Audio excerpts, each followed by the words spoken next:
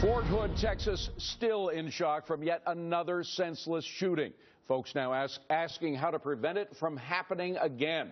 The last time tragedy struck in 2009, the Pentagon spent money on a sweeping review. It resulted in beefed up security measures and more restrictions for firearms on base. Now, sadly, it just wasn't enough. So is the answer to do more of the same or try something else?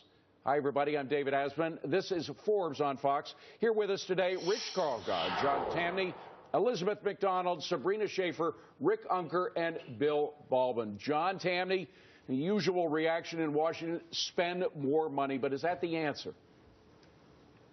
I think it would be a big mistake, and that's in no way meant to minimize the certain tragedy that took place at Fort Hood. But ultimately, we live in a world where there are mentally unbalanced individuals who are going to try to bring us harm. This will take place no matter what we do. Obviously, they took precautions the last time and they didn't work. And so I think we should be reluctant about infringing on freedoms more. There are bad people out there, and we've just got to hope that we can minimize that. But no law or legislation is going to change this. Well, Rick, let's look at what they did after 2009. The new security measures taken included adding more restrictions for weapons that are carried on base, issuing security personnel, more security personnel with more kinds of weapons, etc. That wasn't enough. Yeah. First, I feel like I want to say, and I know I'm speaking for everybody, that we have these people in our hearts, the ones who lost loved ones, and we're rooting for those who are hopefully healing in the hospital. Look, I was speaking with an ex-military friend of mine this morning who reminded me these bases are cities. There's a lot of people there, and you know, you wonder, the military's doing their best to bring this sort of a thing to an end, but I wonder how much they can do. At the end of the day, they're just people trying their hardest, and even though it's a military base, these terrible things happen, unfortunately. Well, Sabrina, maybe they're doing too much in certain areas. There was a survivor of the 2009 shooting who spoke on Fox earlier this week. Let's hear what he had to say. We are trained to be able to operate these weapons and make good decisions with the weapons. And as I stated before, guns don't kill people, people kill people. But if you are allowed to carry the weapons on the base, that's a deterrent. So, Sabrina, he's saying that one of those new restrictions that was imposed out after 2009 was a mistake. The military should be able to carry more weapons on base. Yeah, I think it's probably going to be time for a conversation about changing this policy. You're right. If anybody is allowed to carry a gun, it certainly seems as though someone on a military base should be. That seems to be the only thing that actually slows down or thwarts these horrible, horrible efforts. Another one is that I reviewed sort of an independent study of what happened at the Navy Yard shooting back in September. Their sort of findings said that there's been too much emphasis on pouring money into securing the perimeter of a base and not enough at just looking at who's coming onto the base and sort of eliminating a lot of the security clearances that people don't need to have. Well, and Rich, if I had to choose between a politician in Washington coming up with some answer and a guy who actually survived the shooting, by the way, he was shot multiple times himself, so he has a lot of credit in this issue. I choose him rather than the politician. Yes, and David, I would like to remind viewers that you yourself have skin in the game. Your son is a Marine, and yeah, I know you feel this issue very deeply. I think Rick Unger pointed out the main difficulty of all of this, and that is that military bases are very large. They are cities. They occupy a lot of square miles.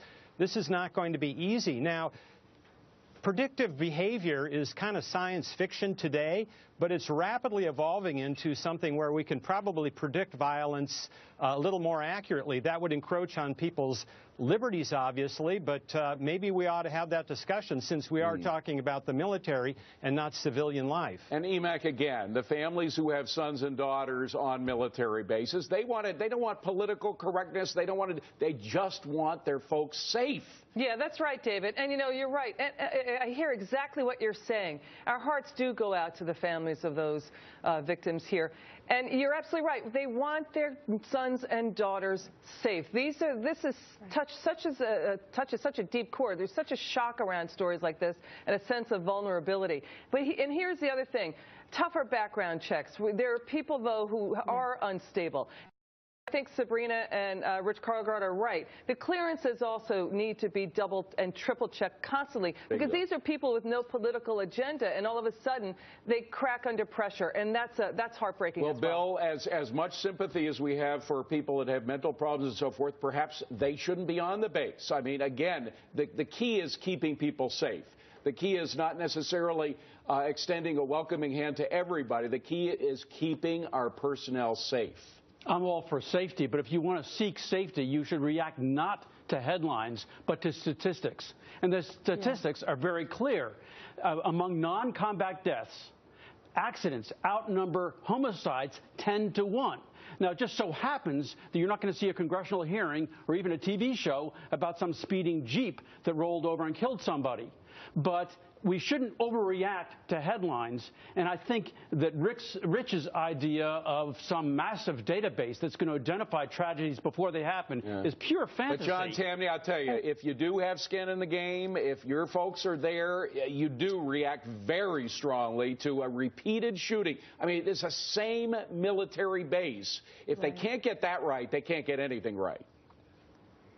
Well, that's the thing, and I think Bill Baldwin has it right. We can have all sorts of databases hoping that we can fight this, but ultimately it's not going to work. If we want, there are a lot of unbalanced people out there. I see one in front of my office building every day who screams to the skies on a daily basis. But if we're going to go about incarcerating all the people we think are potential risks to do something like this, we're going to live in a society that I don't think we like. It's awful what happened, but I really hope we don't overreact. And again, we're not talking about a society here. We're talking about a military base. Can't we at least get those screaming mad people off the military bases, Rick? But John is... Rick, go ahead. Look, it's such a tough area. You know, David, you certainly, as you say, have skin in the game because you have a son in the military. Everybody has skin in the game because, unfortunately, this is happening in every city in this, or major city in this country, almost every day. I don't know what the right answer is. I take the irony, by the way, of the sergeant who pointed out these are the best trained people with a gun you're going to find anywhere. So maybe that's it. On the other hand, we do know that more guns can lead to bad situations sometimes. Tough one. Well, Sabrina, you were going to chime in, but I got to say, Sabrina, that soldiers are trained better than anybody in the United States how to use weapons. They know how to defend themselves. They should be allowed to do that with the right tools, should they not?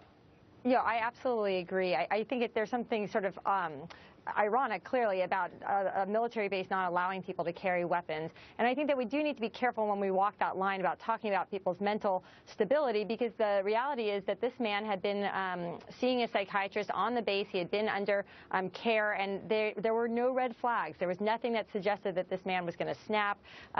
So unfortunately, I think we just want to be careful that we don't say someone who's struggling with some depression is going to be a potential murderer. Okay, and again, our hearts go out, obviously, the families of those who were killed and injured, but to families everywhere. We know how you feel. Okay, time to turn to another big story this week, Obamacare. House Minority Leader Nancy Pelosi saying it is exactly what our founding fathers envisioned for America. Do you agree with that? What do you think? We play the tape and let you decide coming next. I haven't heard anything where the founding fathers would want anything like this. I think this is something the American public didn't want when it started. We still don't want it now, and I think it's something that they're trying to ram down our throat.